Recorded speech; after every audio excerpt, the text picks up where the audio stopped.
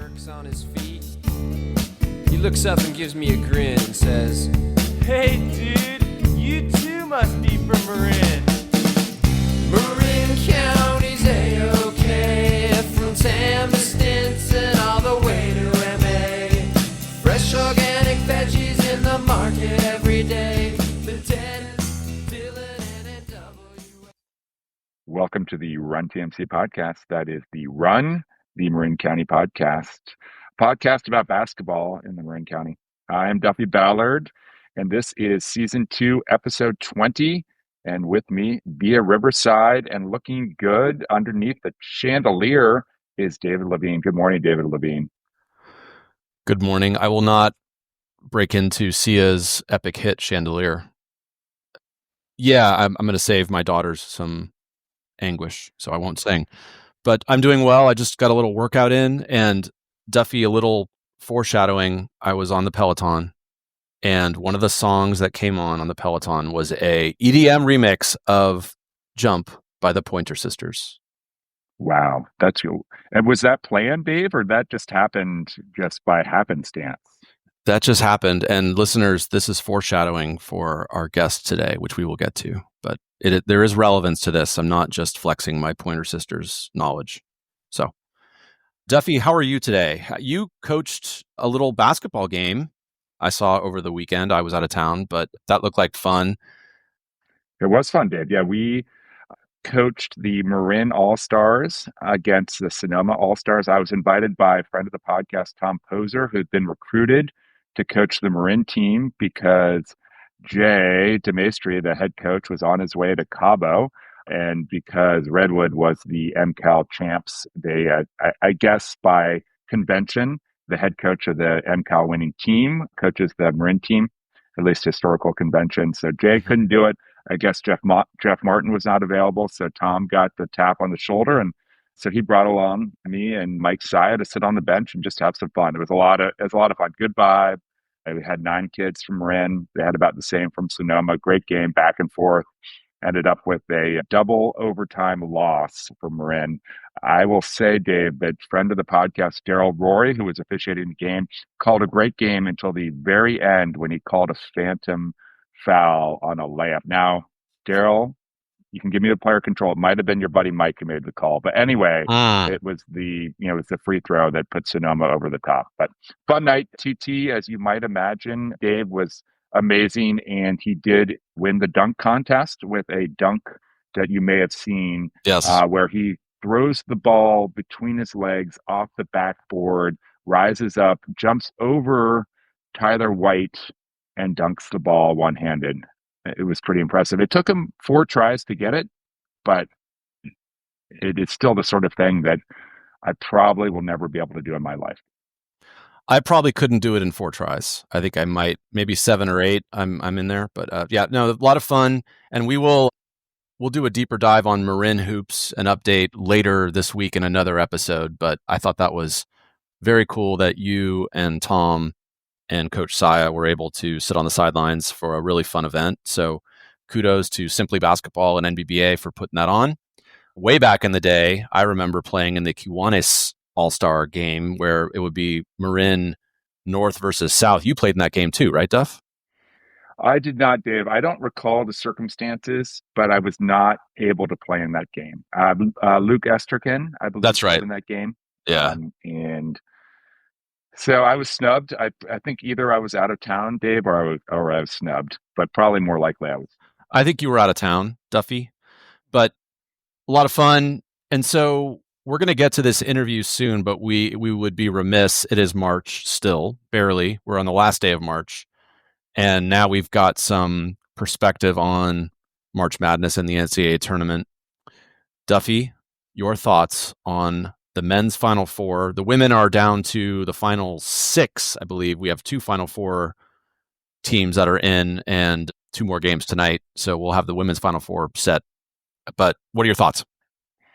Well, it's kind of a little bit like going to the local preschool on a nice day and looking out there and seeing what the kids are doing. And it's chalk, chalk, chalk. They're just, drawn on the asphalt, Dave.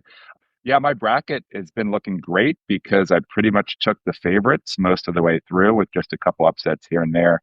And normally that gets you into some trouble, and there's all sorts of bracket busters. But this year, not so much.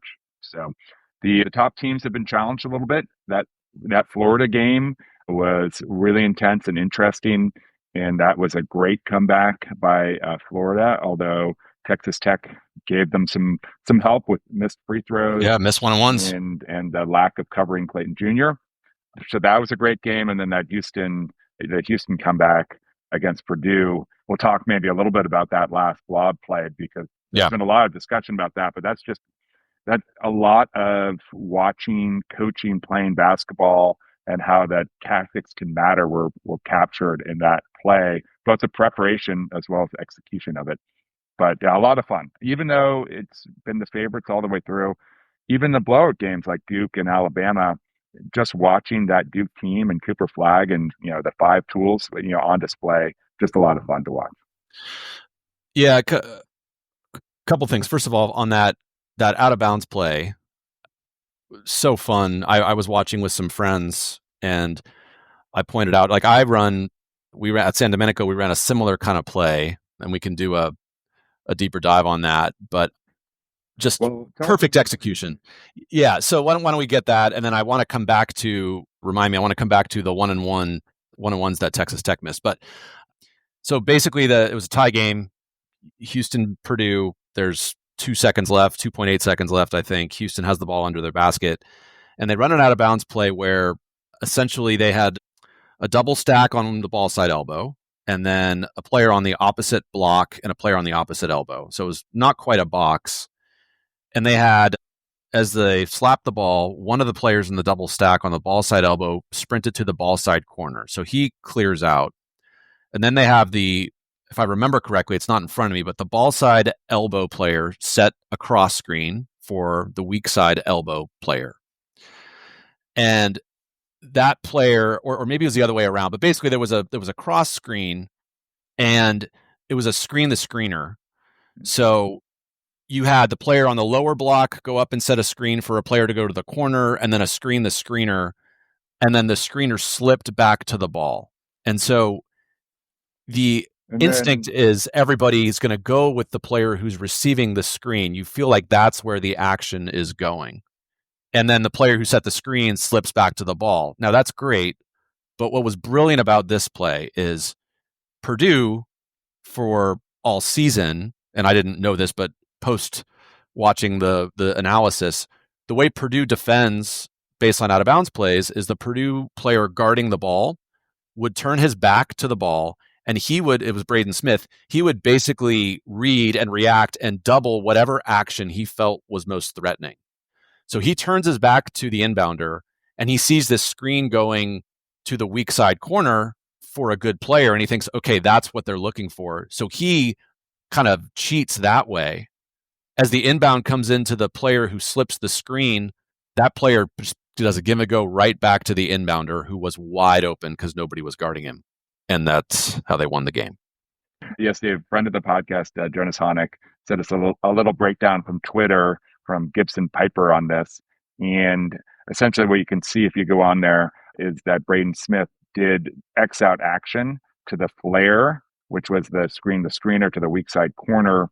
And what's supposed to happen is the defender on that player is supposed to peel switch back onto the inbounder, but that defender actually jumped the high side of that flare. So they essentially had two people on that pass out to the perimeter because 2 seconds left on the clock. They're trying to take away the shooter for a quick shot, and the peel switch was late.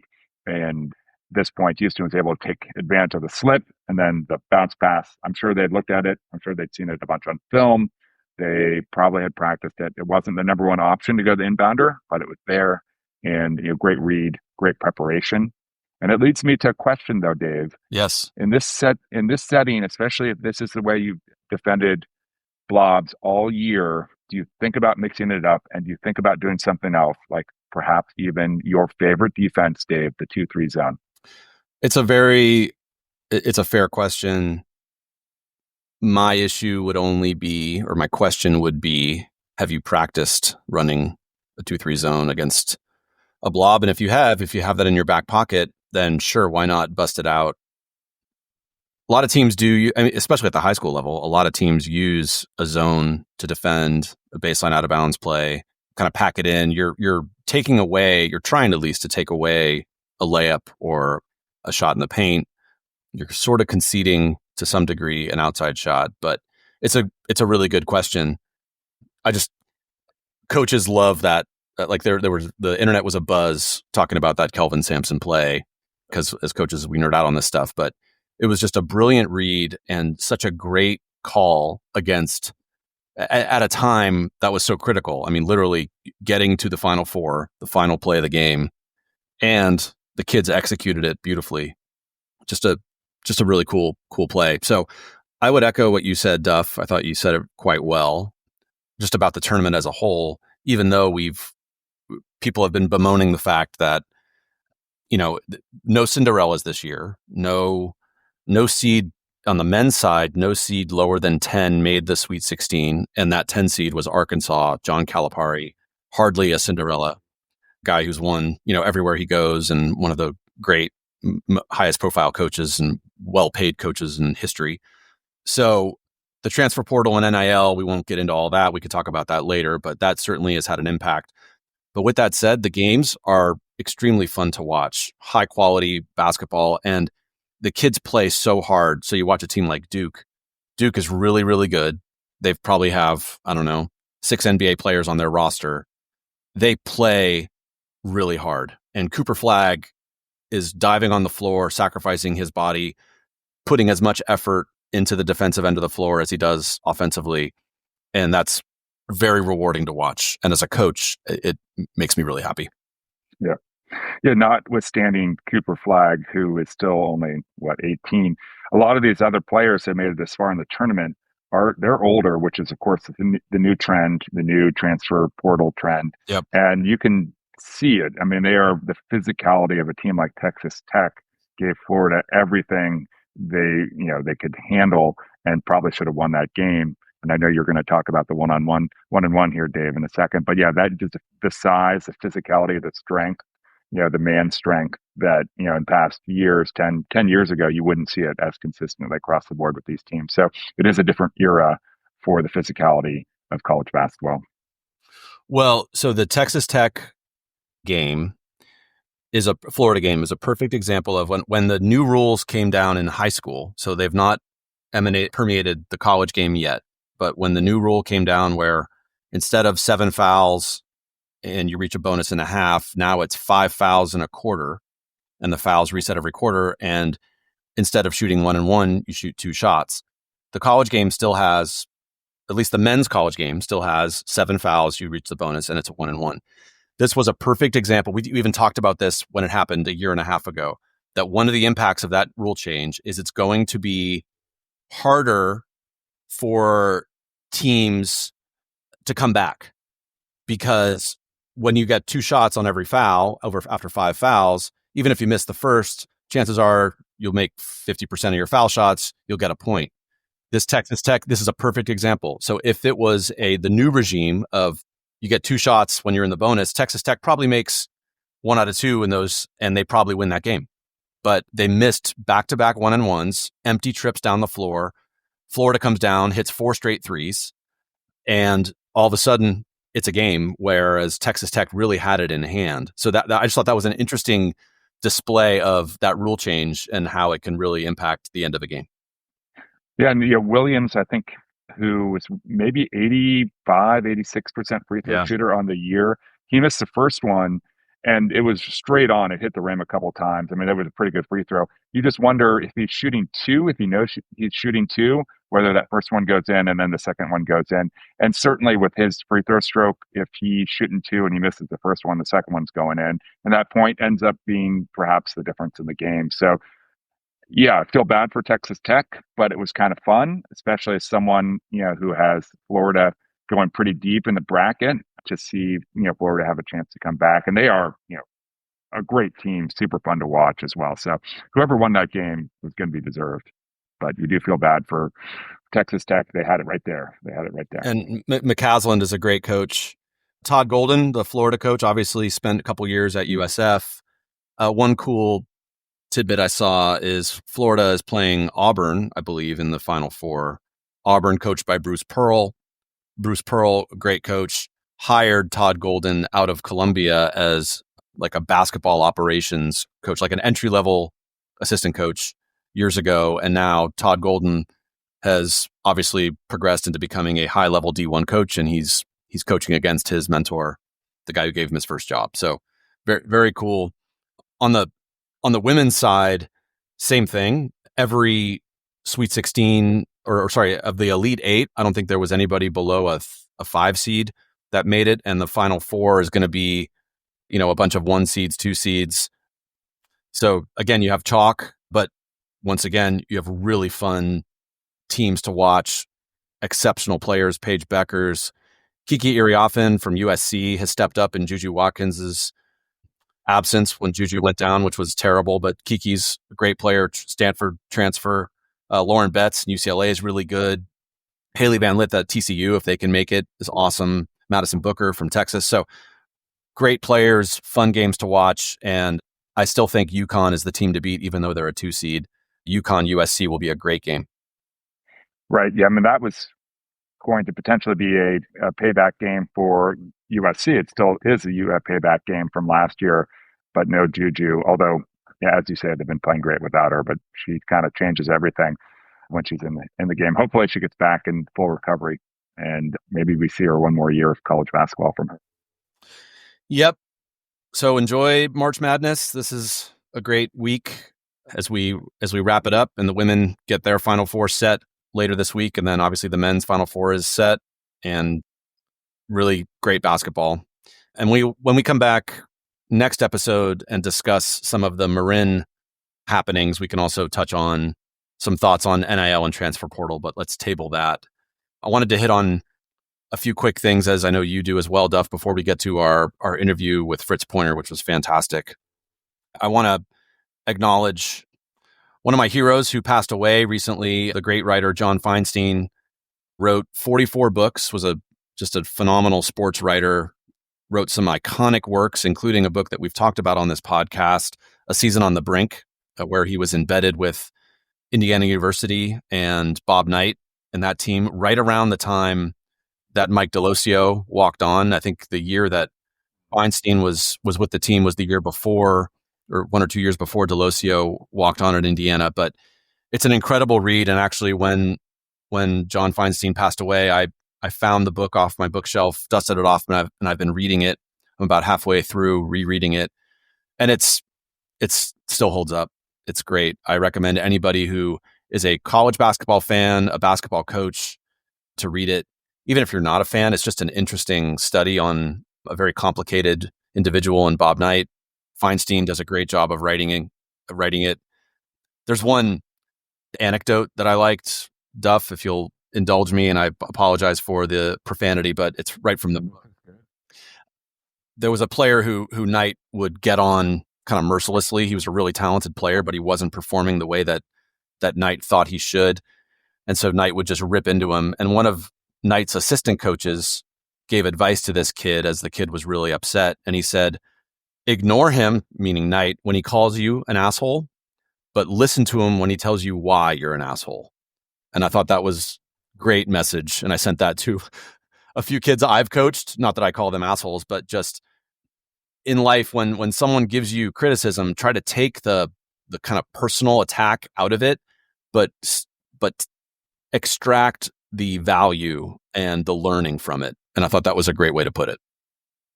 You could have called him an anus or a rectum, but, asshole, I guess, is, True. Would it have the same impact? Exactly. But other books that Feinstein wrote, A Good Walk Spoiled is a great one about the PGA Tour and golfers trying to make it through qualifying school, Q school. It's a great one. Last year, I read The Legends Club, which is about Coach K, Dean Smith, and Jim Valvano. So Feinstein has so many great books and really had a huge impact on the sports world. So he will be missed. I was very sad when I learned of his passing. You may not know the answer to this question, but I'm curious, Dave, what was Bobby Knight's take on Season on the Brink? Was he happy with that outcome? I mean, did they end up being friends or at least cordial afterwards? That I don't know. That's a great question. My guess would be he was not happy, but I don't know. Good. Okay. Good Well, question. Dave, you have some homework for next episode. Let me get back to you on that one. Yes. Well, you have anything else, Dave? You have a dime. You have Court of Gold? I have a dime. Court of Gold? I have 2 dimes, Duffy, and one of them is going. 20 cents. I have 20 cents. I'm going to flow, if you will let me, I will flow my second dime right into the intro of our guest. Does that work? Yeah. Okay. So my first dime, this is not a rare dime, is Court of Gold, Netflix documentary about the Olympics. I know a lot of people have already watched this, but it is outstanding. So it's a documentary series about the most recent Paris Olympics and focused on the basketball competition, not just the US team, but they focus on Serbia, France, Canada, Germany, all the high level teams. And it was an extremely competitive Olympics. Obviously, the US was able to pull out the gold in an incredible finish, and just great documentary series.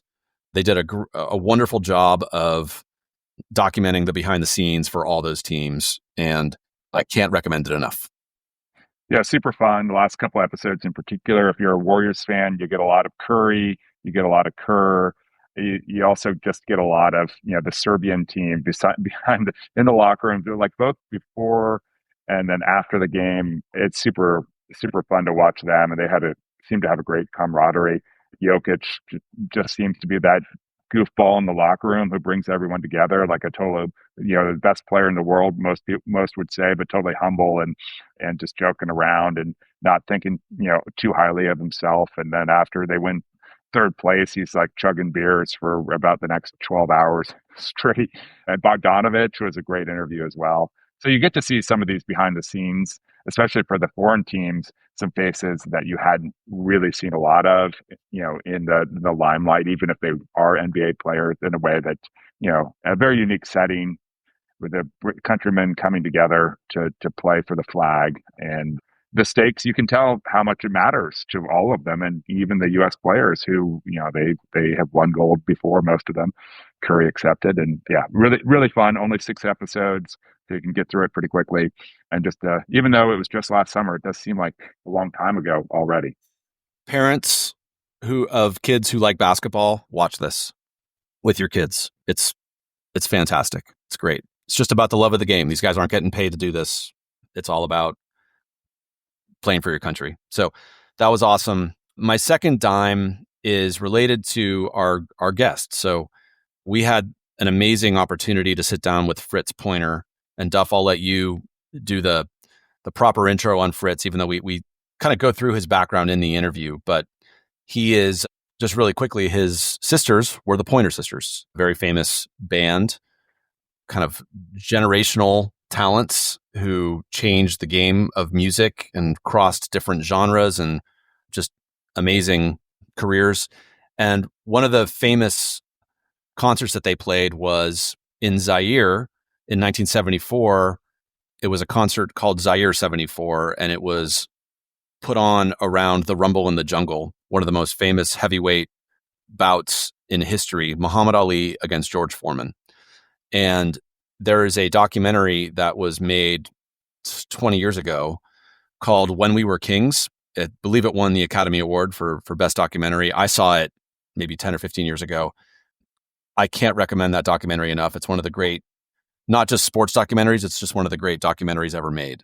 And George Foreman passed away last week, and very sad to hear that. He actually passed away after we had already interviewed Fritz, so we didn't bring that up. But I would recommend going back and watching When We Were Kings, and just a really brilliant movie and reminder of the impact that the Pointer Sisters had, that they were at this moment in history that kind of transcends sports. It was just a pop culture moment that will forever be remembered. Yeah, great suggestion. Yeah, here, Dave, my suggestion to our listeners is listen to this entire interview with Fritz Pointer. He was amazing. You can maybe break out your old vintage George Foreman grill while you're doing so and make yourself a ham and cheese sandwich. And then after the podcast, you can settle down with When We Were Kings and enjoy that as a double feature. So just treat yourself to a day of sport and culture and history. Sound good, Dave? Sounds great to me. So, Duff, why don't you acknowledge how we got Fritz Pointer in the first place? Because this was a really cool guest to get. Yeah, a couple things, Dave. So thank you to Dan Freeman, who teaches at our local Archie Williams High School, social studies, history, government, economics. Great teacher from what I've heard. And he also comes out on Friday morning sometimes to play ball, early game at Archie Williams that we very occasionally will make, Dave. And so he's been listening to the podcast and sent us some good feedback. And a couple months ago, he emailed with a suggestion of, here's a potential guest for you. He lives in Novato and he's got a pretty amazing life story and he would be a really good interview. So we followed up on that. I'd say, slightly slowly we followed up on it, but we ended up getting Fritz to come in and sit down with us on March 6th. He, as we'll get into, Dave, he went to Creighton and he had his Creighton Blue Jay gear on. And he also brought some of the books that he'd written. He's written a total of 6 books, Dave. And we just had this great conversation. So thank you to Dan Freeman for the intro. We really appreciate it. And then I have a quick player control.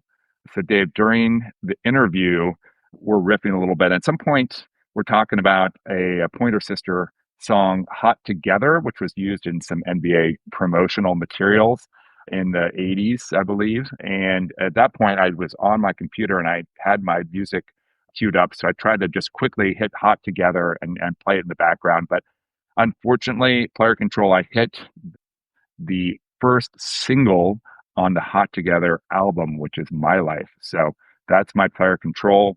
And if you want to look up Hot Together, there probably are many different opportunities for doing so on streaming services.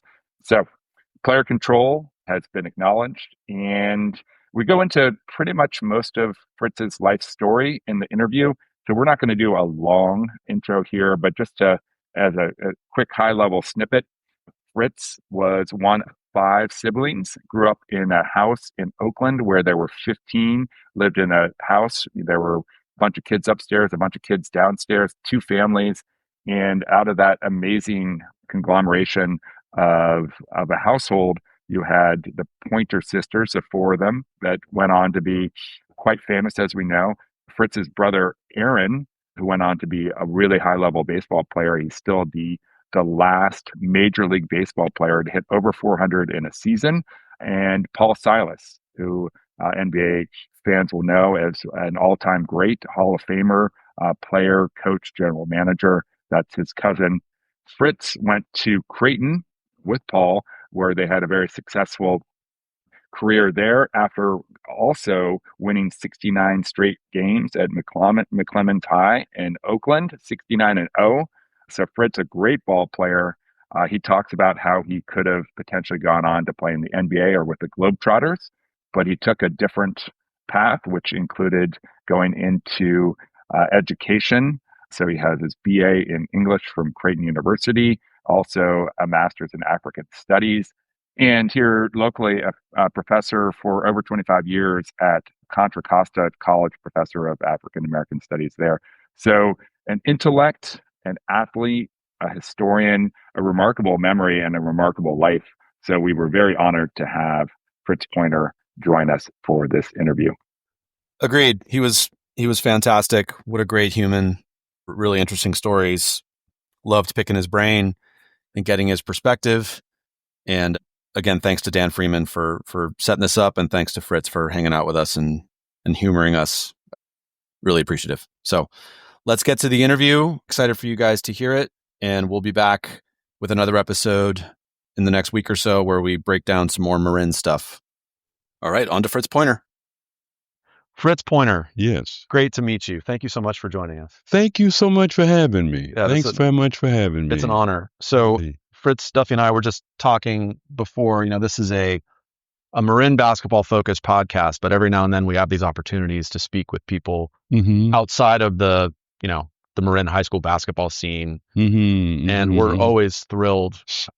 And your life story, your experience, your impact on so many people, just fascinating. I'm so honored that you wow, thank sit down you. with us. And so Fritz is a professor. Yes.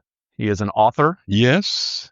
He is I would say, Duffy, a baller. He played some basketball. We're going to talk about your basketball career. Yes. He also is a member of a very interesting family. Yes. So his sisters, you might have heard of them. They're called the Pointer sisters. Yes. So everybody who's over the age of 35 listening to this is nodding their head. Right. And the young ones probably know their songs, but don't know them by name. But, Right. Trust me. Folks, Okay. Pointer sisters are famous. And Fritz also has a cousin who basketball fans will know and love, the great Paul Silas. Yes.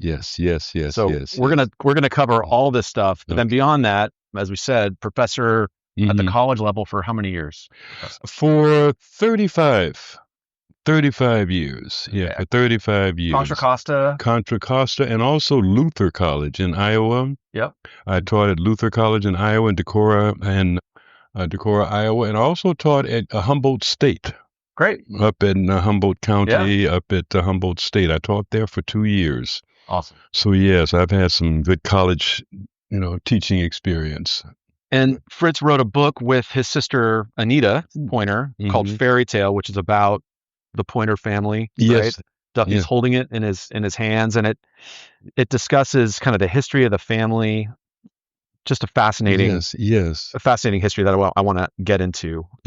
So why don't we start with the early days, Fritz? So you talk in the book about, you call it the Great Migration, right? Of Black families, African American families that moved from the South to the West in the 1940s. Yes. And that was your family.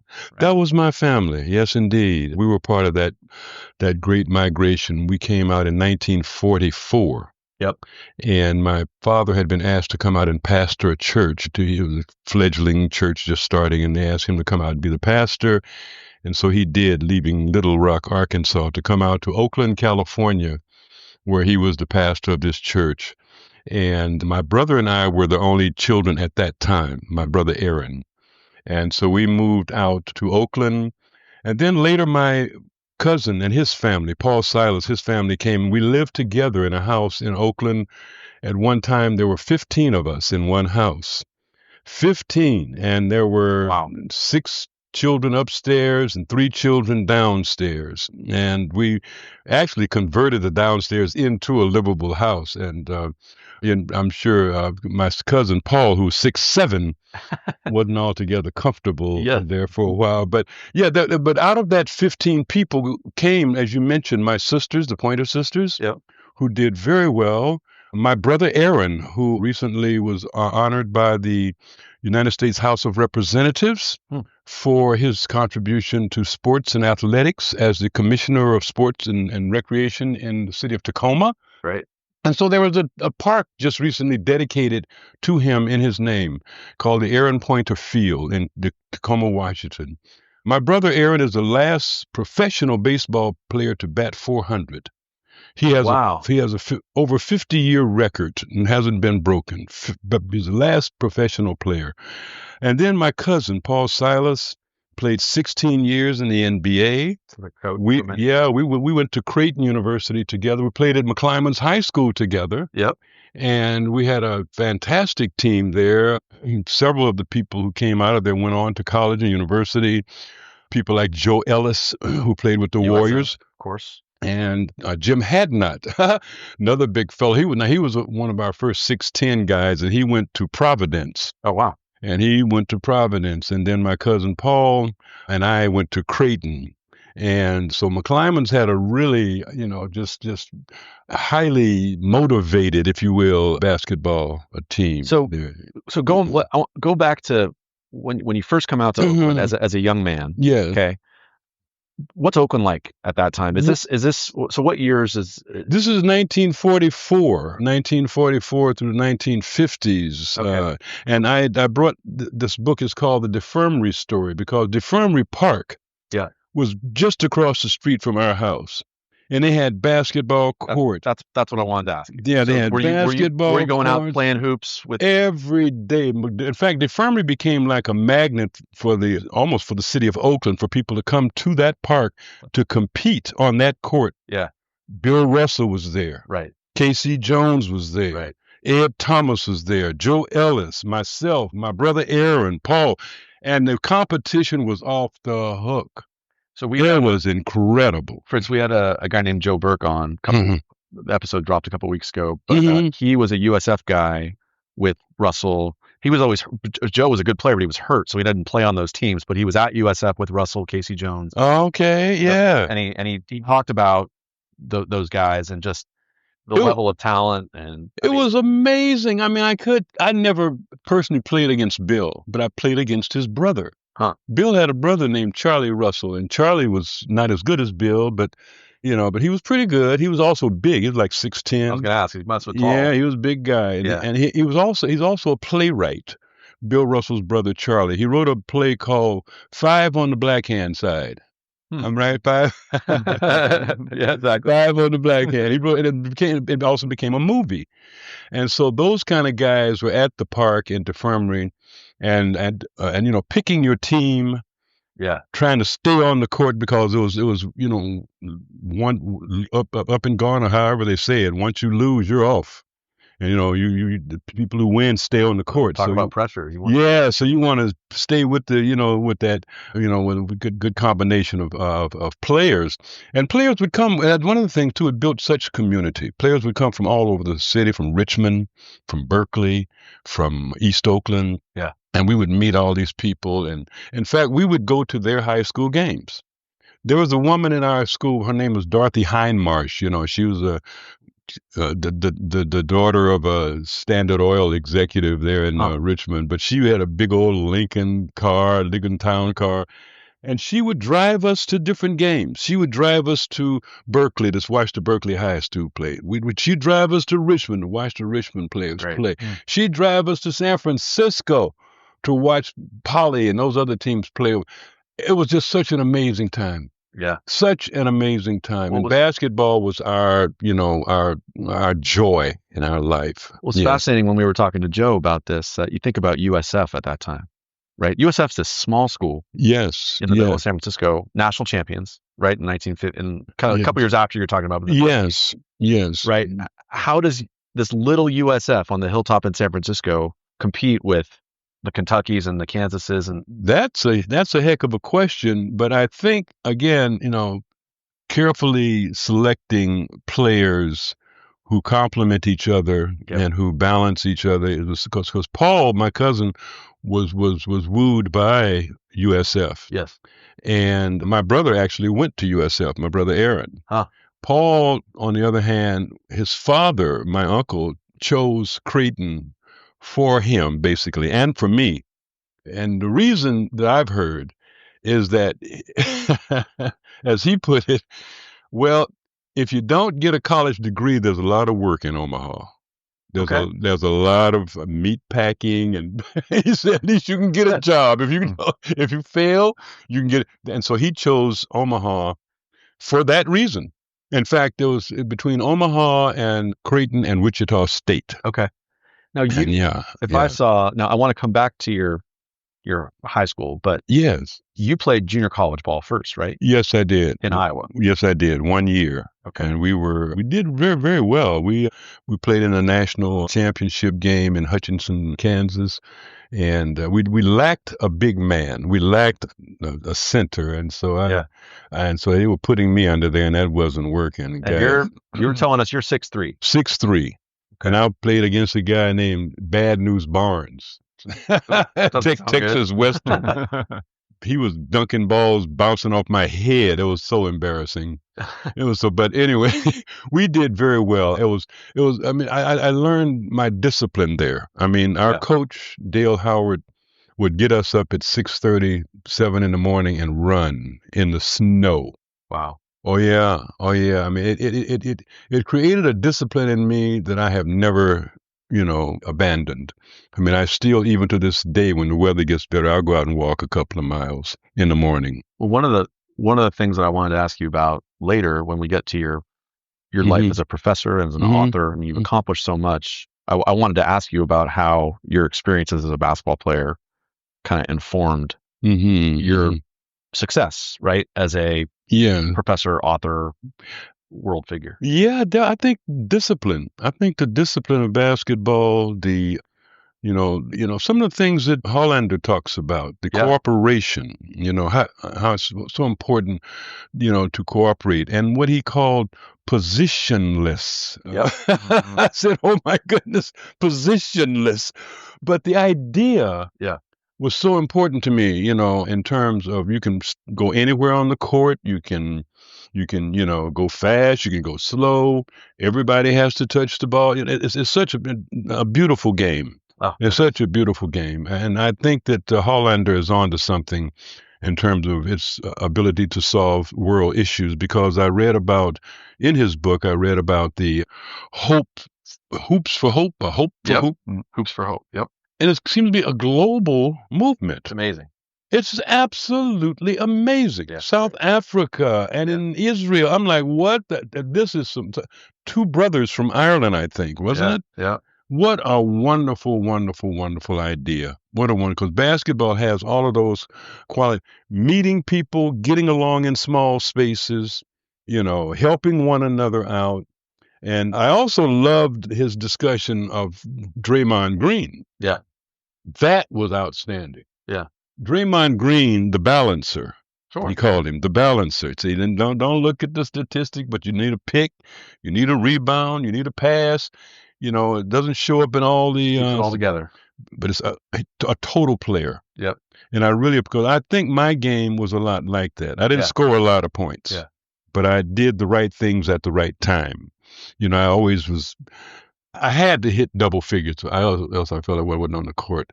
But I had to do at least 13 a game or 12. Okay, let's talk about your high school, because you were on a legendary team at McClymonds. Yes. McClymonds High School, you know, famed high school in Oakland that's had some unbelievable teams. But so, Fritz, I just finished my first year as a high school head coach. I was 14-15, and I was feeling pretty good. Tell me what your record was at McClymonds. It was 69-0. Okay, Duffy. In one season? Yeah. No, well, first of all, no, for 3 years. Yeah. So that's not bad. Yeah, that's not bad. That's not bad. You know, talk about, you know, the Drake High School, now known Archie Williams, had an amazing run in the early 80s where they were like 70-3 over 3 years. Oh, is that right? But I mean, 69-0. Yeah, so you win a lot of games. Now, was the competition tough, or were you? You know, I think what as I look back on it, I think our fellowship, our friendship, our off the court camaraderie. I mean, in other words, it was so much a part of our life. We didn't just play in the gym. We played outdoors on the courts. We played in different areas of the city. And so it was so much a part of our lives, you know, that it really shaped how we dealt with each other. Yeah. You know, and so, unfortunately, I have to admit, I was on the team that lost that first game after What'd you do? Did you not get double figures? What happened? I found out. Oh, there you go. I found out of the game. Who did you lose to? Do you remember? Yes, I do. We lost to Richmond High. Okay. And they had a fellow there by the name of Leroy Walker, left-handed jumper. I mean, this dude killed us. And then, ironically, I played against him later when he was at Utah State. He went to Utah State. Yeah. And Creighton played Utah State, and we beat them in a double overtime. There you go. Payback. Got it. But I had Big Paul with me then. I didn't have Paul with me when we lost, but I had Big Paul with me when we won. So at Creighton. Yeah. I got page 186 open here in Fairy Tale, and there's a picture of your team from 1959. Yeah. And you're wearing number 13. Yeah. Paul Silas, number 7. But as we were talking about before we started talking, it looks to me you have 5, maybe 6 players over 6'3". Oh yeah, and and even your coach looked like he's Paul Harless. Yeah. So you had we had a tall team, and we didn't have a talented team. I would imagine too. Do you remember really good? Yeah. What? So when you were playing with Paul, I mean, so how good was Silas relative to? Was it clear that was he like an All-American? Was he? It was clear. Okay. It was clear So because was he taking 70% 70% of your shots, or like? No, in fact, we had a coach, Paul Silas, who was just an excellent shooter coach. Yeah. Because Paul was shooting jump shots in high school. Jump shots. We didn't have a 3-point shot, of course. Right, He was shooting jump shots. He was shooting hook shots. He was shooting layups, pick and roll, that sort of thing. But he didn't really, his scoring was facing the basket. He wasn't posting up that much. No. When he went to Creighton, they turned him around. Yep. His back was to the basket. Right. He had to totally flip his game around. And how tall was Paul was 6'7". Okay. Yeah, in fact, I just got a picture of his son who's studying overseas, I think in Europe somewhere. His son looks just like him. Yeah. And he's 6'8", but he doesn't play ball. Okay. They said they worked him too young when he was young and it messed up his knees. They played him too hard. And when he was young and just really ruined his knees. Yeah. And in fact, that's him right there. That's Paul's son. Oh yeah, it does look like him. Doesn't that look like him? That's amazing. Yeah, it's unmistakable. Oh yeah. And he's 6'8". Looks just like Paul. And my sister just sent this to me yesterday. That's great. And so yeah. But they had to turned him around. The coach, Red McManus, turned him around at Creighton. Wanted to post up. Yeah, wanted him to post up. Yeah. And so that changed his game. So Paul went on to, had a great career at Creighton. Yes, he did. Right. Yeah. So what was the age difference between you and Paul? Were you guys the same? We were a year apart, 1 year apart. You're 1 year apart. I'm your younger, Okay. 1 year younger. And he has 2 older brothers. And one worked for, Fisher Body car manufacturing plant all of his life. I mean, he retired from there. They moved to Ohio or somewhere. He moved there. But his one of his older brothers, his other brother, William, actually died at Creighton. Oh, really? Yeah. When you guys were there? When we were there. Oh, dear. He died when he was at Creighton. And it was a very mysterious and troubling death. Apparently he was put into a mental place because he had gotten angry about something and they thought he was losing his mind. Anyway, but they started giving him shock treatments. Oh no. Oh, dear. Shock treatments. And the shock treatments killed him. And I keep thinking about that film, One Flew Over the Cuckoo's Nest, because that's what it was like. They gave him shock treatments and he died from it. But anyway, that's another story. Let's not go there. But his brother, in fact, they wanted Paul so bad at Creighton, they offered me and his brother scholarships. Okay. And his brother didn't even play basketball. Yeah. They just said, we want Paul. He was worth it. It was worth it, yeah. And did you guys live together on campus? Or? No, I was married. Okay. And an interesting thing about that too is that the 4 of the starting 5 were married. The only person not married on the starting 5 was Paul. But how that happened, I don't know. I don't know if that was premeditated or calculated, or maybe they figured we'd be in less trouble if we. but 4 of the starters were married. That would not have been normal across other programs, right? So yeah. I don't think so. And it was really interesting how that happened, But yeah, 4 of us: myself, Chuck Officer, Charlie Brown, 5'8" guard, 5'8" Charlie Brown, and Chuck Officer, and Elton McGriff. And the fact we just had our 60th Creighton anniversary reunion last year, 60th anniversary. Amazing. And there's still some of us old cudgels still around, So how good was your team at Creighton? We could have been better. We were excellent, particularly my sophomore year. Yeah, my sophomore year when Paul and I played together, we had our best record ever. Creighton did. Did you guys go to the NCAA tournament? Yes. In fact, we lost to Wichita State in the second round. I think it was the second round. We won against Texas Western, and then we went to Wichita and we lost at Wichita. But we were in that second round. And it's interesting when you're playing. I didn't realize that even that we were on television. I said, "What? Yeah. We were on television?" We're so focused on the game. You just all of that is just blocked out. I just wasn't even.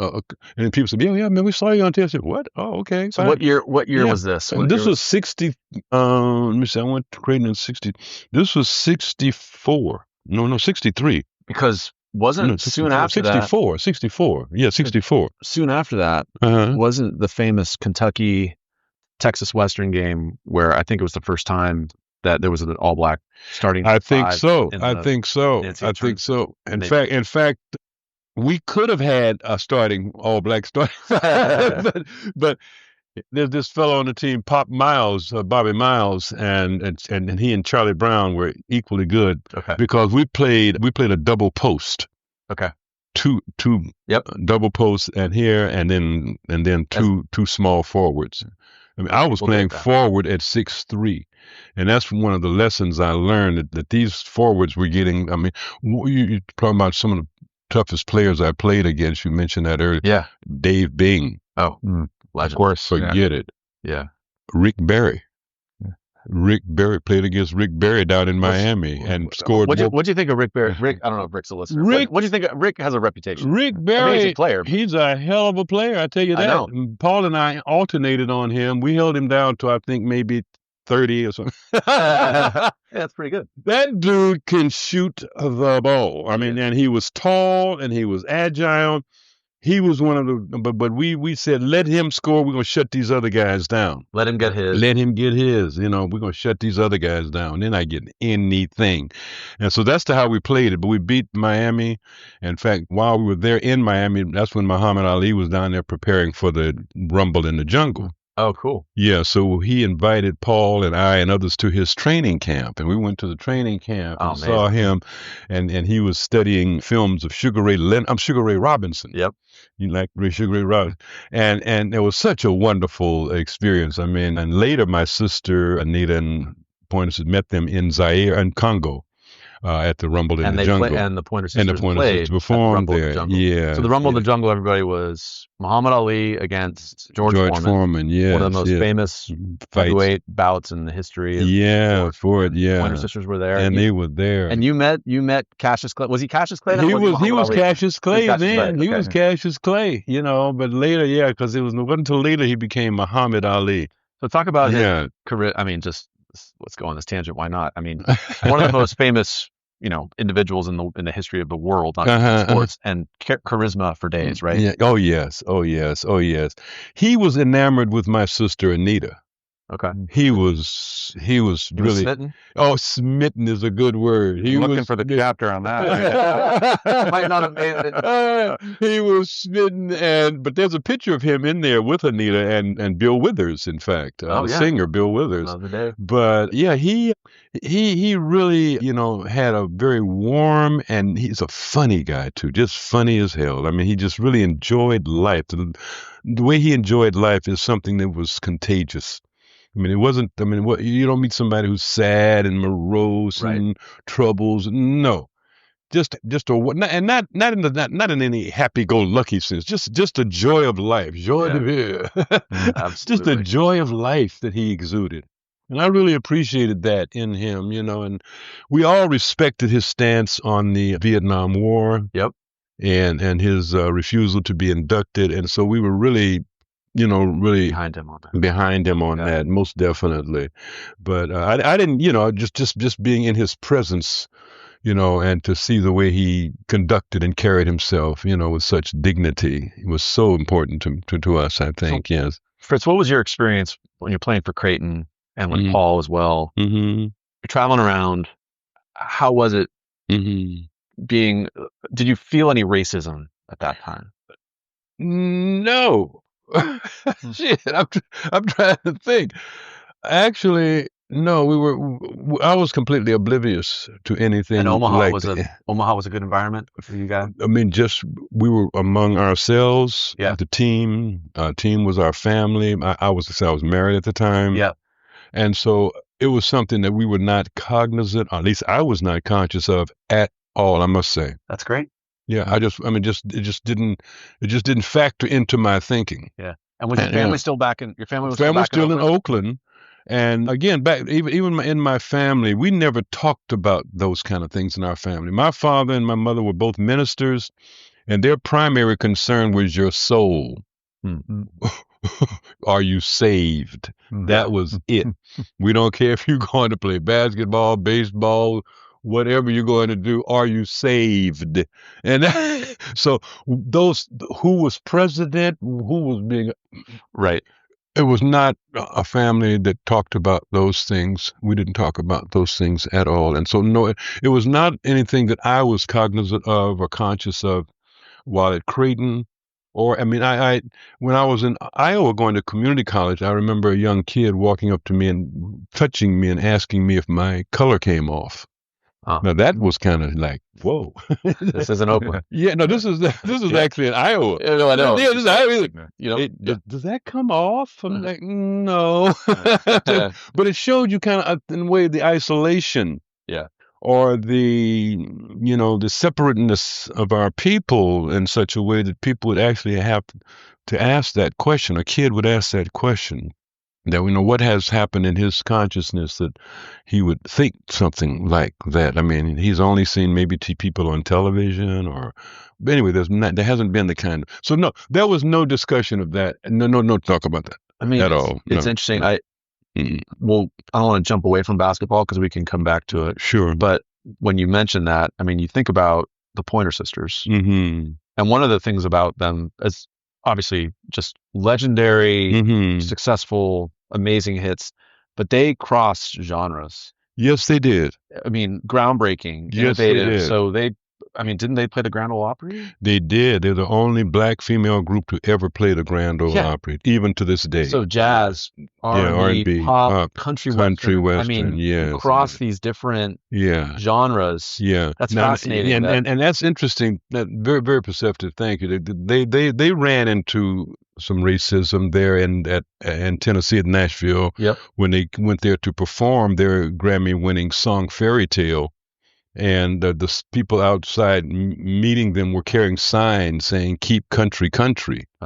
And some saying, "Keep country white."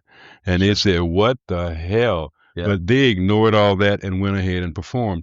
Also noted in the book, on their very first professional performance, the band, I can't even remember the name of the band, but it was some funny style band. But it was the band who was doing their music, the backup band, came out wearing Ku Klux Klan hats.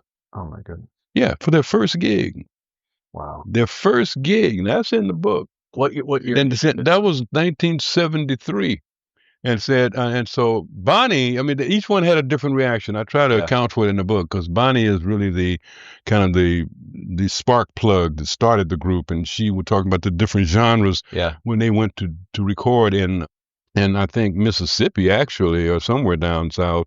They were saying you have to choose a genre. You can't just sing, whatever you want. After you want to be R&B, you got to be, pop. What jazz. Pick a name. Yeah.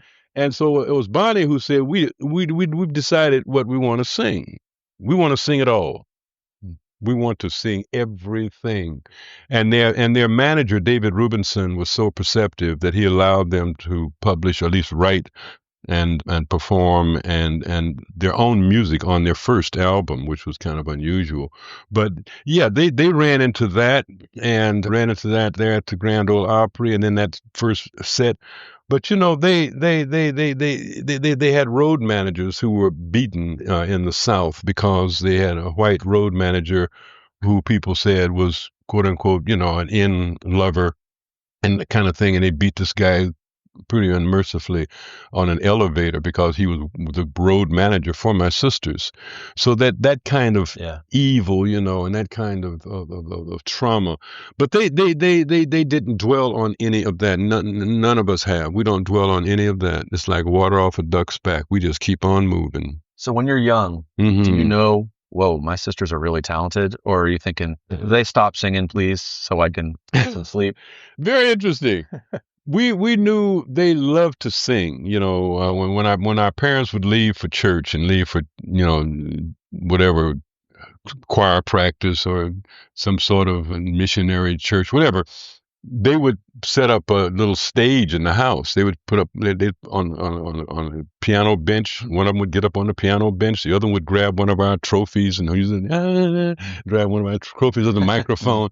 Yeah. So they would do that, and then also in the choir itself, they had to learn their parts because they had to learn, am I a soprano, an alto, a tenor, or bass? Sure. Where do I fit in this choir? And so that became a real plus in their evolution as singers, knowing how to stay on note, how to harmonize, how to do those kinds of things. And so, yes, they, the young days, I knew they would tell, but not like what they became. I mean, I don't know how they do it. I mean, I've seen shows like in Antwerp, Belgium, and other places. They've been Frankfurt before 20,000, 30,000 people. Yeah. There's no way I could do that. I mean, I just couldn't. I couldn't do it. Fritz, how did they get their first break? Like, how did they get... The first break came when they were discovered, basically, well, they were going to be exploited by this so-called producer and taken to Houston, Texas. But anyway, long story short, you have to read the book. But Bonnie had met David Rubinson, who was a good friend of Bill Graham. Mm-hmm.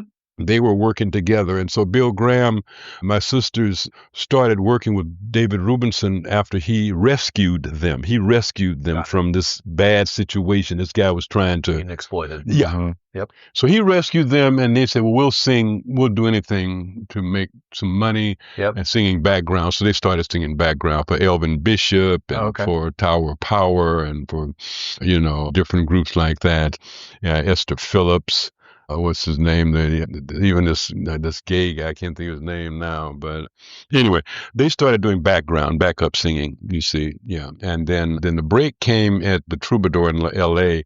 when the lead or the primary act did not show up. I mean, the opening act, not primary, but the opening act for Herbie Hancock of all people. Oh, interesting. Didn't show up. And so David Rubinson said, well, I got this new group I'm working with. How about trying them for the opening act? Yeah. That was it. Off and running after that. So the big hits like Jump. I'm so excited. Did they write those or? Well, I'm so excited. Anita wrote with Trevor Lawrence. They wrote that together, and it's been their biggest hit to date. And Anita is so generous that even though she wrote it with this other guy and they were going to split the royalties 50-50, Anita said, hey, this is going to be a big hit. I want my sisters to benefit from this. So she said, can we make it 60-40? Yeah. And I'll take 20, my sisters take 20, my other sisters, and that's the way it's been. Wow. And so they, Trevor Lawrence gets, but that is the song that really made the difference in their finances. The earliest stuff was building up, to that, but this was the one that really took them over the top to kind of stardom, if you will. We'll bring it back to Duffy, our target market of the 9, over 50 dudes in Marin who listen to it. How about Hot Together, the NBA? Do you remember that? So NBA had a ad campaign in the 80s. We could be so hot. Oh, my sister's song. Yeah. Oh, okay. Like Larry Bird, Michael Jordan, Magic Johnson, those like. Okay. Whenever that ad would come on, I was okay. I'm so excited. Yes, indeed. That's great. Yeah. So some legendary songs. So they won. Oh, Duffy's playing it. There you go. Yeah. Picture Michael Jordan going between his legs shooting a jumper. So they won 3 Grammys. I think so. I'm not even sure. American Music Award. They played at the White House. Yes. They've had just kind of everything. Yeah, they did a theatrical run too with Ain't Misbehavin', this Fat Swaller musical. Sure. And they did that musical. They said that was the hardest work they have ever done in their lives because it was like 2 shows a day, 3 on the weekends. And they said you had to stand in the same spot. You had to hit the same note. You had to make the same gestures, all of that every time. She said that was the most rigorous work they've ever done. Yeah. And she said it gave me a great appreciation for Broadway performers and for Broadway actors because it is really not easy to do. So how did Fame, did it change them at all? Did it change your relationship with them? Did it change them? Interesting question. I would have, in some ways, yes, and in some ways, no. Okay. You find that, at least I have found that sometimes, there's a certain kind of, certain kind of arrogance and a certain kind of selfishness that comes with fame. My sisters, however, having been raised in the church, were exceptionally generous to me and my brothers. When I was out of work for a year after I lost this job in Iowa and had to come back to California and relocate, my sisters paid me a salary every month while I was out of work. I mean, that's like, man. Yeah. That kind of, loving. My brother would help me, that's just the kind of the thing that they would do. And when they, when they sold their catalog for, I think, I don't know if I should mention, but something like $10 million, they treated me and my brother very nicely, so it's that kind of family. That's great. And so the only thing, again, I say the selfishness and the arrogance is a kind of protection, because people are coming at them all the time, wanting this, wanting that. Why don't you do this? Why don't you set up this? Why don't you start this? Why not do this? And so they have to really build a wall.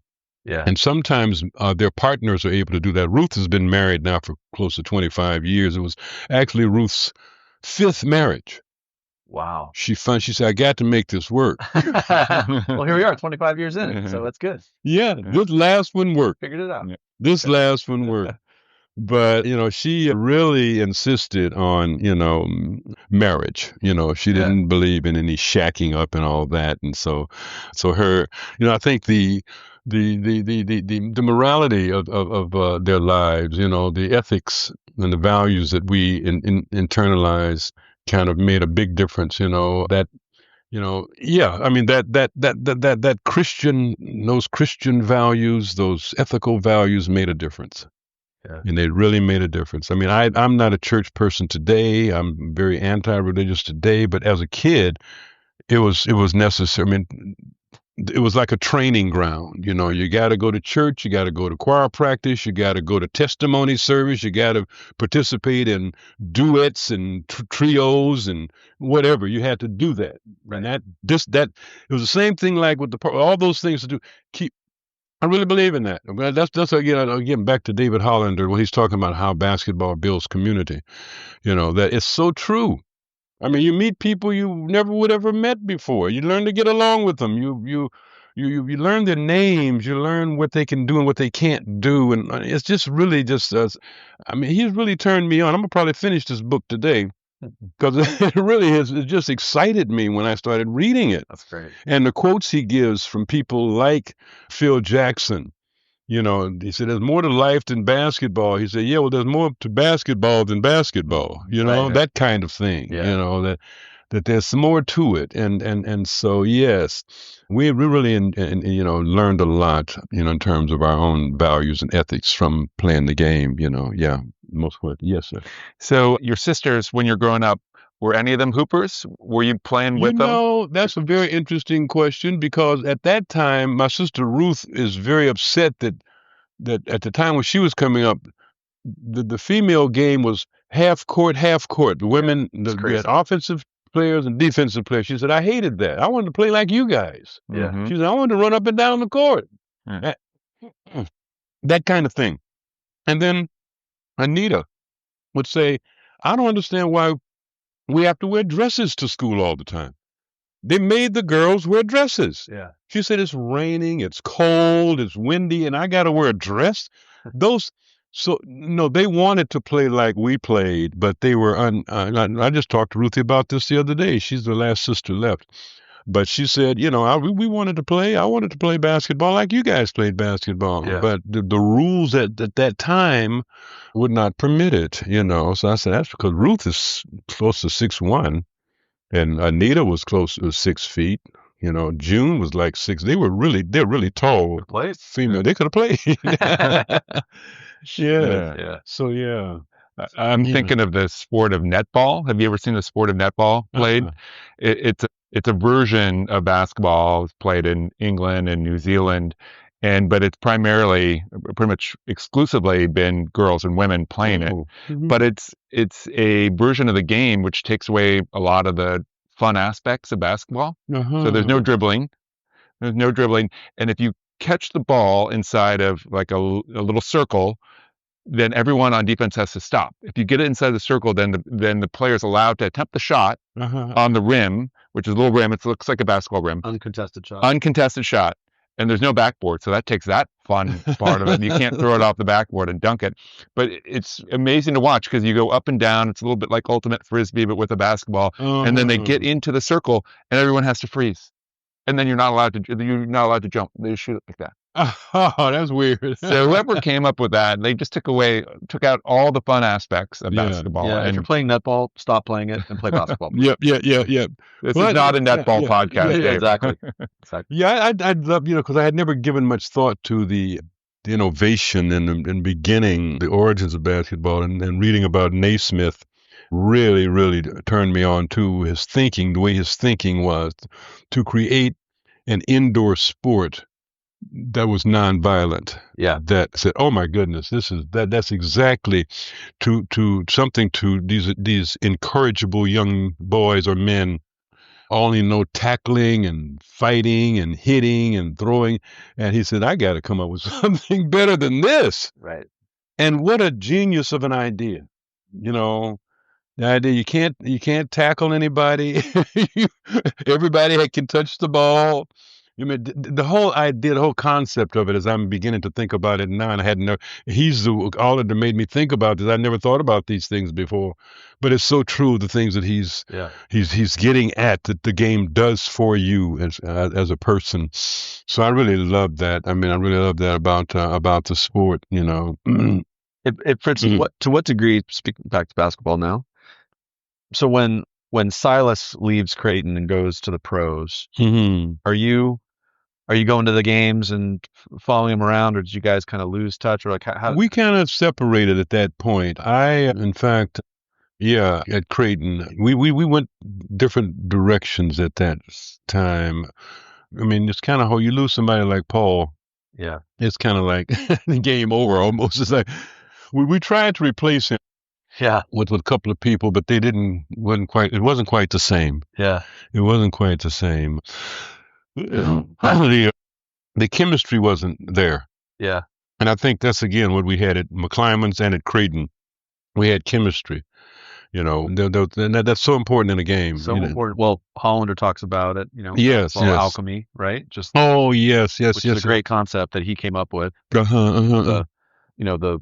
The sum is greater than the value of its parts, right? Yes, the collective and the individual. Exactly. The individual working for the good of the collective. And, and some of the stories, even too, some of the contemporary players, like I think John Morant, who gave his most valuable trophy player to the team or to some other guy on the team. Right.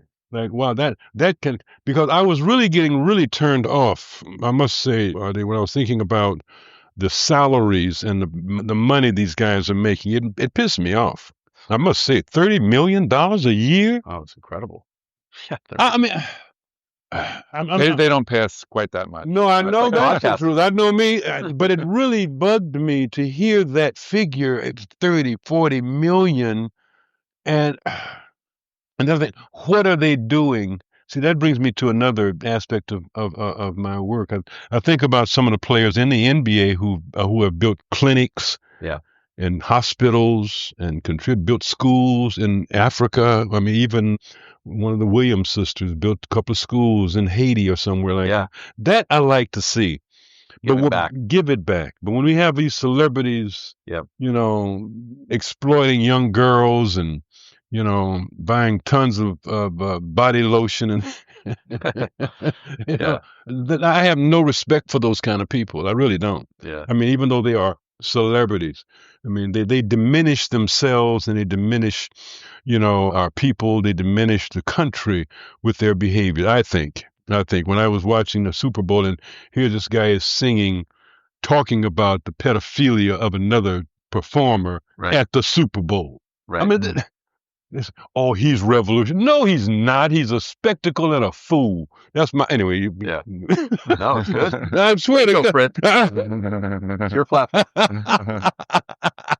You got it. No, I don't like that. I don't like that at all. You know, that people can take a platform that they have, right, and then use it for such scurrilous and, you know, insulting kind of behavior. But yeah, I really appreciate what some of them have done, you know, giving back. And I try to give back as much as I can. I make donations to the college. I make donations to my high school. Great. I try to do what I can, you know, to give back. It's not a lot because I don't have a lot, but what I do have, what I can share, I do share, you know. But no, Paul and I drifted apart. And, you know, I was offered, I got letters from the Harlem Globetrotters, from the Detroit Pistons, from the St. Louis Hawks. I got those letters at home. I keep them because I turned them down. They were giving you tryouts? Yeah, they wanted me to come out and try out. I said, at the time, it was the 1960s. Yeah. And I was too immersed in my political activities at the time. Yeah. And my mentor at the time, who was my mentor and advisor, and it suggested I go to graduate school instead of the NBA. And did you go to Wisconsin? I went to UCLA first. Okay. And then after that, I went to Wisconsin. And I think I made the better choice for me. Yeah. For me, because I know who I am, and my own kind of conviviality and party nature would not have lasted long in the NBA. Yeah. It takes a discipline. That's what I admire most about a lot of these guys is their discipline. Paul was disciplined. He had some discipline. I think, again, that comes out of the church, too. He didn't smoke. He didn't drink. He was a disciplined guy. And I think that made a big difference in his success, his durability, his longevity. Yeah. You see, given my nature, I couldn't have, you know, I would have done something not quite kosher. Well, Paul had an amazing... I mean, so he was a great player, but then he had a really long career as a coach. Yes, he did. And a very successful coach. Yeah, he said he couldn't get the players he needed, though, you know. Yeah. And then this coach was the guy who owned the Clippers was such a racist. Sterling. Yeah. And he said he came to his office, the head coach office. Came to his office, and he had one of his bimbos in his office, Paul's office. And he said, "What are you doing?" Well, she liked it. She liked that office, and so what? That's what he had to deal with Donald Sterling, because he's the one who was talking about don't bring those black guys to the game, right? Yeah, I'm glad that Sterling's racism, which was the worst kept secret, became very known. Yes, right. That's right. Because he's like a persona. Who he is? Exactly. Is he even living now? I don't know. Go Duffy. Yeah, but. I want to go back. I want to come back to Sterling and Silas, but I want to go back a little further back to your decision to not try out or not take a position in the NBA. And you mentioned being politically active. Yes. Did you ever consider whether your political activism could have been amplified if you were in the NBA, and how that could have gone differently? I never thought of it that way, Duffy. Because things were moving so fast. I was a part of a group that was one of the Northern California Black Panther Party. Yeah, and they were the precursors to the Black Panther Party for self-defense. Long story short, they came over to one of our gatherings and shot the place up with guns and stuff, saying, "Stop calling yourselves Panthers." So we did. Yeah, we did. But that was Huey Newton? Yeah, that's right. Huey Newton and Bobby Seale were part of this attack. And then much later in 1972, as a teacher, I was teaching at Marin College. They sent their goon squads in to attack me. Wow! And they beat me unconscious in my classroom. Wow. And I from that point on, I left Oakland, and I haven't been back since. Wow. I haven't been back since, no. Because, these people had gotten to the point where if you disagreed with them or if you critiqued them or challenged them in any way, then they would come after you. And they started acting like some sort of mafia. They wanted people to pay protection money. They wanted grocery store owners to start paying protection and business people to pay them protection. They became corrupt. And so I chose after my political work locally. I started a cultural center in Oakland, which was like a clearinghouse for young people, doing the very opposite of what these knuckleheads were doing. We were trying to get young people into college, trade school, some sort of career advancement. And we thought living for the people was better than dying for the people. Okay. Yeah. And I think you can't do anything when you're dead. And the Panthers wanted rebellion. They wanted. They wanted confrontation. They wanted confrontation, left and right with their own people and with the larger society. But they were seeking confrontation, and I wasn't having it. I said, nope, I'm not going that route. That's not who I am. I couldn't do it. Didn't want to do it. So they attacked me, put me out of work for a year. It was after that I went up to start teaching at Humboldt University, and then after that to Wisconsin. But I'm glad I chose the path I chose. Yeah, because for me, I knew that, and my mentor knew that for me it would be the best thing. It'd be the best thing. So I was married. I married my wife, who co-authored this book with me. She's from South Africa. We were married. We were married for 42 years, and she passed away in 2021. And we had a wonderful life together. I've traveled all over the world. We traveled to Italy, Spain, UK, Germany, France, Antwerp, Belgium, Cuba, Beijing. We went everywhere. My wife was an art major. She majored in art history. And so she knew where all these wonderful museums were all over the world. So we went to the Prado and the Van Gogh and the Picasso and the Guggenheim. And she knew where all these places were. I just packed my bags. Along for the ride. I'm ready to go, baby. Where we going? She book that you wrote was Daniel Pule Kunene. Yes, that's biography. Yes, that you guys wrote together. And before we started recording, both Fritz and Duffy commiserated with the fact that they have both written books with their wives. That's right. One book, right? One book each. One book each. That's right. What was your book about, Duffy?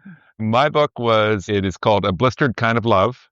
And it is a story of my wife and I. Before we were married, we went on a hike from Mexico to Canada along the Pacific Crest Trail together as a relationship test, it turned out, but also just as, one of those things you do as an adventure when you're young and bonding and all that. Yeah. So it was an amazing experience.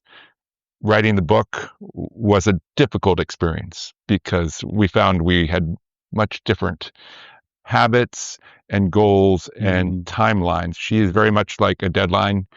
Write the book. She could write a chapter like in 8 hours, whereas it would take me, I was more sort of just plod along. You were more deliberate. Sentence a day. Yeah. Okay. But our challenge was that we were telling a chronological story and we were alternating chapters. So what she would write a chapter and I would sort of need to know what was in that chapter before I could write my next chapter. So that became very challenging because her chapters wouldn't get written. Are you done yet? So, anyway. Yeah, ours was, I mentioned before my wife's father and how close they were as immigrants or refugees, but the immigrants. And I think the loss of her father was so painful that she didn't want anybody, including me, to touch the story of his life. And I couldn't let it go. She wanted me in a way. She has 3 brothers, and they really didn't. They really didn't support me in doing this book. They didn't want me to do it. Okay. They didn't want me to do it. So I couldn't let it go. I couldn't let it go. I think his story, his story is so important. In other words, his story is so important in terms of particularly the quest for education, the quest for knowledge, that people need to read that. That's what he went through rainstorms to take an exam on a bicycle. He had to he had to stay in the same level of classes for 2 years because they didn't have money to pay the fees to go to school. That sort of thing. But his quest for education is something our young people, I think, need to really renew, because I think with the technology and the Googles and the Facebooks and all that stuff, we're losing an appreciation for expertise, that everybody's an expert on everything, you see. And so now, hey, yeah. So people are not respecting, I don't think, learning as they once did. But this man, coming out of the circumstances he came out of, they're just absolute abject poverty. And then I got to get this education. Yeah. Even my children now, I have 4 children, and my daughter is doing a PhD now at University of Colorado. But my first son just obstinate about no need for education, no need for college. I'm like, I don't get that. I don't get it. I just don't. I've worked with him all his life. He's in his 40s now. He's coaching a little team here, and he's coaching the San Jose middle school team. But I don't understand where the kids get this. We don't need college anymore. We can all get it from the internet. We can get. We don't. I don't. It is frustrating for me. Yeah, it really is. It really is. It really is so frustrating that people say we don't need higher education. And then I read that a lot of schools are being closed in California now. Yep. Yeah. And that is also really troubling to me. I wish I could write something about it. Well, it's higher education's at a really tenuous spot right now. It is.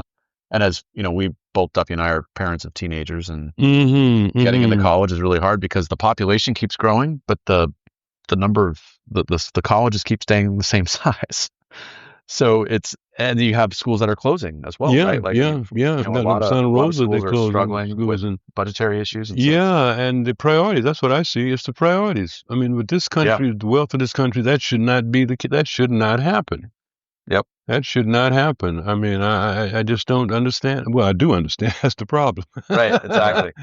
Yeah. Exactly. So I'm working on right now trying to publish a book of essays, and I still want to publish a book of poems. And I want to write my own story. That's my note. So I have I still got work to do. Got some to-dos. I got some do's to do. Okay. Yes, sir. Do you have any basketball poems in the works there? Oh, no, I don't. But maybe you could, right? Maybe Hollander can. I really love that. But no, I don't. I don't have any basketball poems that I can think of. Yeah. No. But I'm still trying to keep myself active and intellectually engaged. So I'm working on trying to get another book. In fact, the publisher just accepted my book of essays. It'll be out in 6 months. Oh, good for you. Congratulations. It'll be my 6th book. My 6th. You're kind of far behind your father-in-law. I know. I got to catch You're this 11 guy. behind, right? I'm 11 behind, but he's got some really small ones. So is there going to be a fairy tale movie for it? I've written a script. My son and I have written a script. We've also had it copywritten. Yeah. And we were once approached by some people talking about a musical. Great. And my sister Anita did not like the deal, and so that didn't work. Is that for me? This is Duffy's for you. book. All right, a blistered kind of. Oh, wonderful! Copies that are available. We'll sign that after the interview. Oh, wonderful! Fritz, this is perfect segue into crunch time, where we close out the interview with some rapid fire questions. Yes, Duffy. One question pre crunch time. So you did not decide to go to the NBA, and you went a different direction. What about basketball for you after college? Did you play pickup in leagues? I did. In fact, while I was working, I worked at Bechtel Corporation in San Francisco for 2 years as an administrative assistant, and so I joined the Bechtel basketball team. And I was playing playing hoops with the basketball team. We played different companies in San Francisco. Yeah, that's fun. But that was the most I did after that. Working when that was my first job out of college. and I was still, agile to some extent, had my legs a little bit. So just for exercise, because that's what I think too. I think near the end of I read Hollander saying you can keep getting better. Well, I don't want to get any better. I want to just be, I just want to stay right where I am and enjoy the space and use the basketball world and the basketball knowledge and the basketball skill, whatever, training to keep myself healthy. Yeah. But I don't want any competition. I don't want, I'm trying to work with my little grandson. He's 10 years old and he's in sixth grade. So in fact, my son is coaching him, and I gave him the play that they gave me when I was at Creighton. I said, this play works. This one works? This one works. He tried. I went to the game, and he did. It worked. All right, we're going to draw that up after. It was called, I think it was a play that Coach Creighton got from Arizona State. Okay. It was a play set up for Joe Caldwell. They call him Jumpin' Joe. Yeah. Yeah, and so I called and I'll show it to you. It works. Is it called give him the ball? Is that get him open? That's what it like. Get him open. I'm gonna draw it out for you. Okay, drawing it up. I'm gonna draw it out for you. Start a crunch time, Fritz. Yes, sir. All right. Who plays Fritz Pointer in the movie Fairy Tale? Oh, Denzel. That was. No, I'm just kidding. I was thinking Samuel L. No, Samuel L. is too mean. He cusses too much. Yeah, but I like Denzel, but not Denzel, if such a thing were to happen. But yeah. I'm sure Denzel's a listener of this, Fritz. Yeah, I'm sure. The Marin basketball guy. Right. Okay. Okay. Greatest player you've ever played against? We sort of touched on that. I said you got to pick one. I'm going to say Dave Bing, because Dave Bing really kind of turned me into myself and made me think I better try something else, because he was like 6'4", 6'5", but when he shot a jump shot, I was looking at his ankles. Yeah, I'm like elevated. Yeah. I better find something else to do. This guy doesn't come down. Right.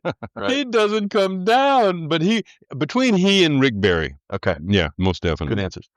Favorite gym you ever played in? I would say the favorite gym would be Madison Square Garden. Oh, that's a good one. Yeah, Madison Square Garden. That floor seems to have a bounce to it. Yeah. I mean, I was getting up like, what is this? There's some springs in this floor. Did you do double digits? Yeah. Oh, yeah. I got 21. Paul got 21, and Chuck got 21. We each got 20 in that game. Okay. Yeah, that was a great game. Were you playing like St. John's? Or? We were playing NYU. Okay. Barry Kramer and Hap Harrison. And they were number 2, I think, in the nation at the time. Barry Kramer and Hap Harrison. We beat them. Okay. Yeah, I had a good game that game. In fact, there was a game at St. John's that is mentioned in this book that I don't even remember.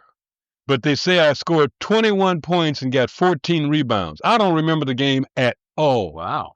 You were in the zone. You were in zone 3, but you don't even remember it. and then, they said what it says in this book here is that after that, I started. I was coming off the bench. Yeah. I started starting every game after that. Well, hey, so I said, so Fritz brought us a Creighton book. Now, you're going to have to get your own copy. He's not giving it to us. No, that's $100 book. Road to the Big Time. Yeah, Road to the Big Time. A century-long dream leads Creighton to the Big East. Yeah. That's great. Yeah, and so they have some photos, a couple of pictures in here of Paul and a couple of myself. There's Red McManus. But yeah, it was really, not knowing the value of a scholarship, not knowing that the thing is worth like $30,000 a year. Right.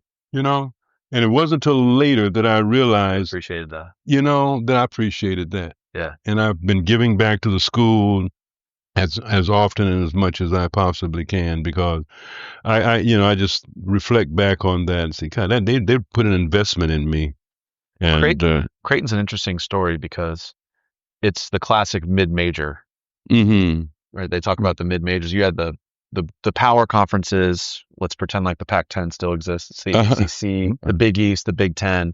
Then you had these schools like Creighton that were these really good basketball programs, had really good coaches, really good players. I mean, even going back to your day. But they weren't part of a big conference. Right. They had to kind of fight their way schedule tough team That's to get some legitimacy. yes, We're talking about like in the early days, you guys were an independent, right? That's right.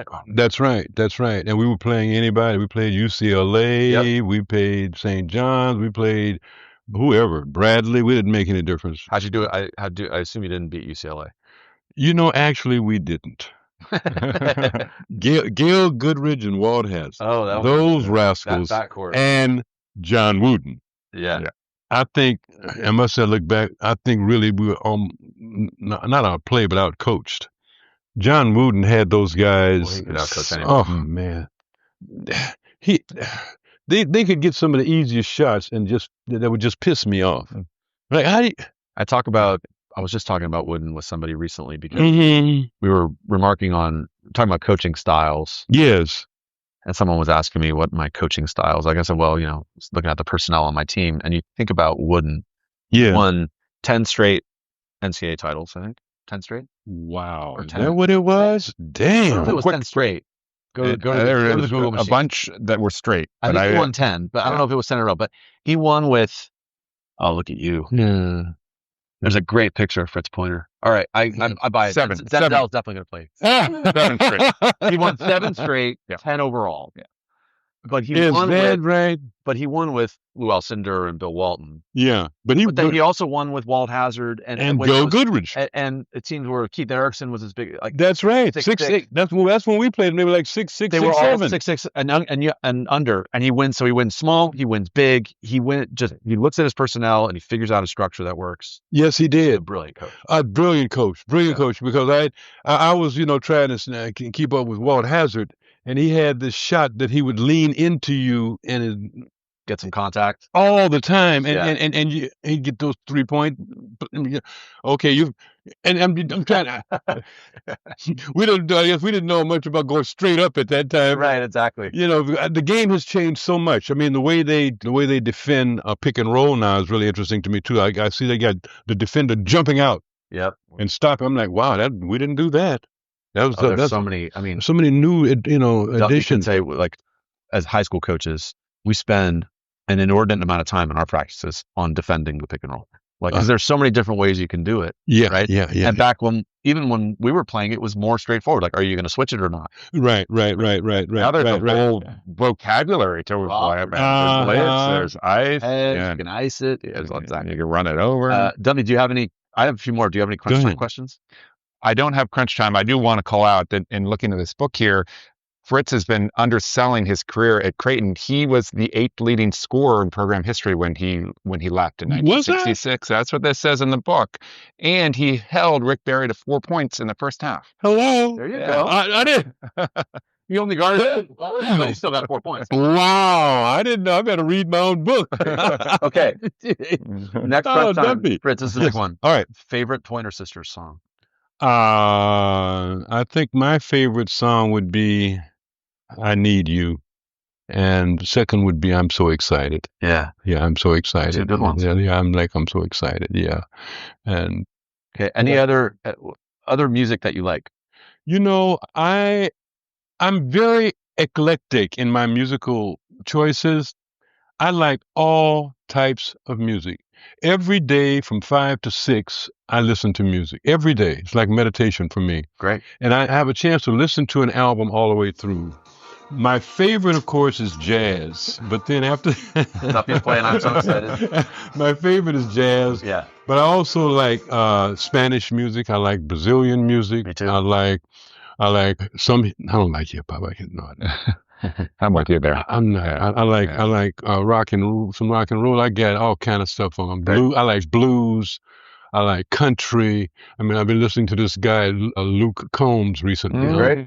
Duffy went to his concert last year. My son's a big fan. Yeah. Did you? Yeah. Oh, my son turned me on to Luke Combs. Yeah. And then this other guy, Teddy Swims. Oh, he can sing. Amazing voice. Yeah, you know about Teddy. Look at you. Yes. Teddy Swims. And then he turned me on to the other one, this recent one with Bruno Mars and Lady Gaga. Yeah, that's a great song. Oh, I love that song. So I listen to a variety of music, but I'm just now beginning to appreciate it at a deeper level. I can sit in my backyard with a glass of wine and listen to the whole album without disturbance. That's great. No TV, no phone, just even my children know now I'm listening. And often what I'll do if I find a song that I like, I'll text it out to my family and say, this is where I am today. Good. So it's one of the ways I can keep up. I love it. Okay, here's last this one. All right. Before you diagram this play, Here it is. Buckets. Well, we should say, I don't think we mentioned that, there is a Marin tie-in here to this episode.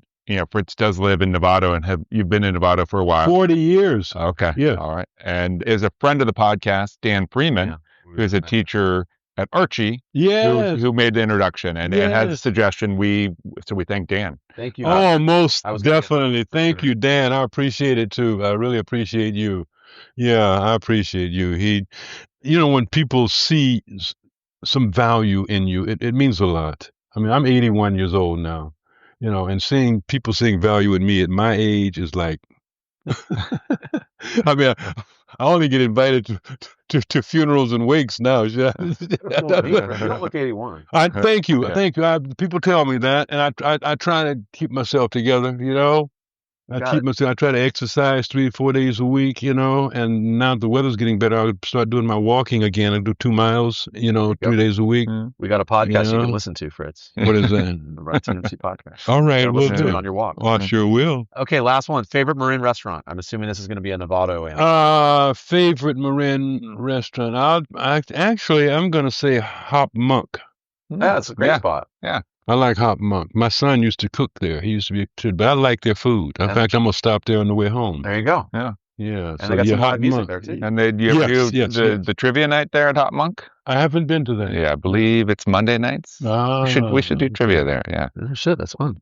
Yeah. All right, Fritz Pointer, this has been really fun and meaningful for us. Thank you for all the stories, for answering our questions. It was a wide-ranging discussion. You see, we touched on basketball, but we also wanted to touch on some other things, and I just can't thank you enough. Oh, thank you so much. Thank you so much. I appreciate both of you so much. And we're going to bring back this play for when we do with the intro to the episode. Yeah, okay. We diagram his play, and then we're gonna explain it when we intro the episode. Thanks for introducing me to Hollander. That is really very important. I'm going to start sending that book out to my family.